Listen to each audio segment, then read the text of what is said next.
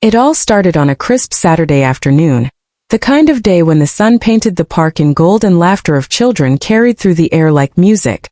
The swings creaked gently, the ice cream cart's bell rang occasionally, and the smell of fresh popcorn drifted lazily. Among the crowd, a man named Daniel sat on a weathered wooden bench, sipping coffee from a paper cup.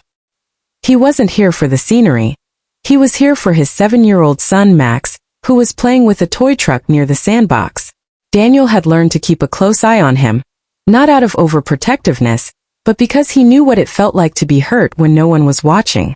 Being a single dad wasn't something he had planned, but it had become his greatest purpose. He worked hard as an assistant project manager at a large tech firm, balancing endless deadlines with late-night homework sessions. The park was his one pocket of peace, until he heard the sudden sharp cry that cut through the air. It was a voice of fear, two voices actually coming from behind the slide. Daniel stood up instantly, scanning for Max, relieved to see him still near the sandbox. But just beyond, his gaze locked on a scene that made his blood boil. Two little girls, no older than Max, were backed against the fence, their faces pale with fear. In front of them was a boy, maybe 12, towering over them with a menacing grin.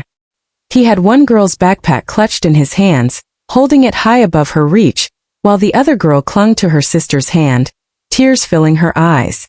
The boy shoved one of them back, and Daniel saw enough.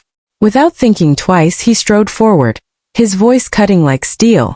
"Hey, that's enough." The boy froze mid-motion, startled by the deep, commanding tone. Daniel's steps were fast, his expression sharp with the kind of authority that comes from someone who's been through his own battles. "Give it back," he said, standing between the boy and the girls. The bully's bravado melted, and with a mumbled excuse, he dropped the bag and ran off. The girls clung to each other, trembling. Daniel knelt down to their level, softening his tone. "You're okay now. Are you hurt?" Both shook their heads, but their wide eyes spoke of the scare they'd just had. He handed back the backpack gently, making sure to smile reassuringly. "Where's your mom?" he asked. The older one glanced toward the parking lot. "She's coming. She was on a call in the car." Daniel nodded, staying with them until a tall woman in a crisp navy coat came hurrying over. Her hair was tied back neatly, but her face was filled with panic, until she saw her daughters safe. She dropped to her knees, hugging them fiercely. "Oh my God, Lily Emma. What happened?" Before they could answer, the older girl pointed at Daniel. "He stopped him, Mommy." The woman's eyes lifted to meet his, and for a moment, Daniel thought he saw something flicker, recognition maybe, but she was too focused on her children to linger on it. "Thank you," she said, her voice catching. "I don't even know how to." "No thanks needed," Daniel replied quietly. "Just glad they're safe."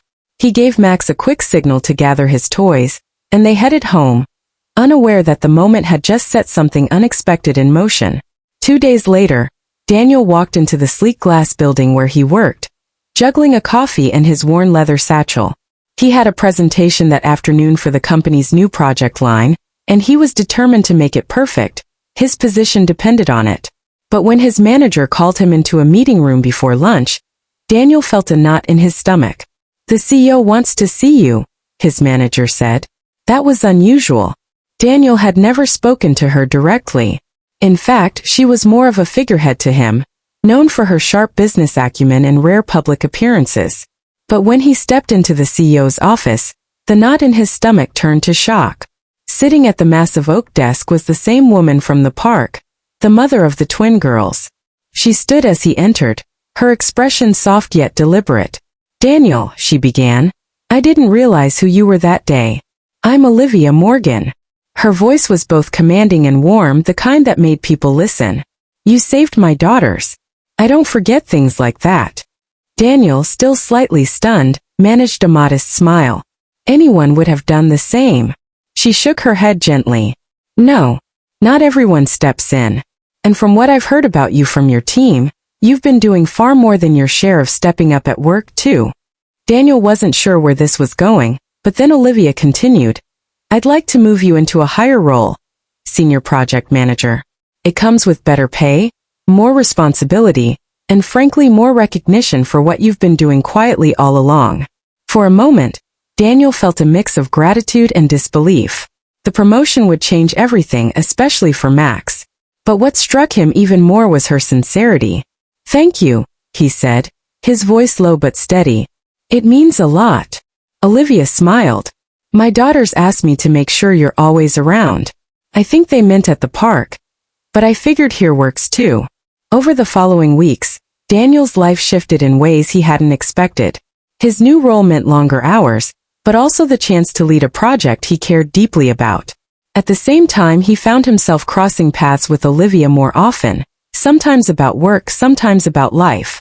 She learned about his struggles raising Max alone after losing his wife to illness, and he learned about her challenges balancing being a single mother and a CEO in a competitive industry. Their conversations grew warmer, more personal, built on the respect that had started in a park with frightened children. Max and the twins became fast friends, their laughter a soundtrack to weekend picnics. Daniel noticed that Olivia's guarded, polished exterior softened whenever her girls were near, and sometimes when she looked at him, there was something unspoken, an acknowledgement of the quiet ways people can save each other. The moment that truly sealed their connection came months later, during the company's annual charity event. Daniel had been invited to speak about the community outreach program he'd been leading, but as he took the stage, he saw Olivia in the front row, her daughters and Max beside her. He told the story, not of the promotion, not of corporate success, but of a Saturday afternoon when doing the right thing had nothing to do with titles or paychecks. He spoke about courage in everyday life, about looking out for others when no one else will, and about how sometimes the smallest acts ripple into something far greater. By the time he finished, there were tears in more than a few eyes, including Olivia's. When the event ended, she walked up to him, her voice quiet but certain. "That day at the park," she said, "you didn't just protect my daughters. You reminded me why I do what I do. Not just for profit but for people." Daniel smiled, feeling the weight of her words. "And you reminded me," he replied, "that sometimes doing the right thing comes back to you in ways you never expect." And so, a single dad who thought he was just stopping a bully had unknowingly walked into a moment that would change his life. Not through luck, but through the courage to act when it mattered. It was a reminder to him, to Olivia, to anyone listening, that you never know who's watching, and how one act of kindness can open doors you never knew were there.